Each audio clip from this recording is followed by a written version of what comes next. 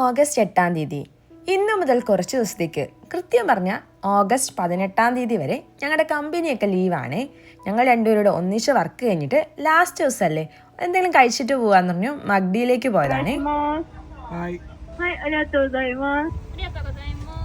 എല്ലാവരും ഇവിടുന്ന് ബർഗറാ കഴിക്കുന്നെങ്കിലും ഞങ്ങളുടെ ഫേവറേറ്റ് ഈ ഐസ്ക്രീമാണ്.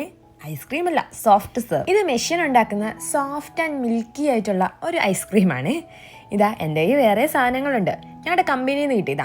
ആദ്യം കാണിച്ച ഞങ്ങൾക്ക് കിട്ടിയ ബോണസ് ആണ്. വർഷത്തിൽ 2 പ്രാവശ്യമാണ് ഞങ്ങൾക്ക് ബോണസ് ഉള്ളത്. പിന്നെ എല്ലാ പ്രാവശ്യവും ലീവിന്റെ സമയത്ത് ഇതുപോലത്തെ ഒരു ഗിഫ്റ്റും ഉണ്ടായിരിക്കും.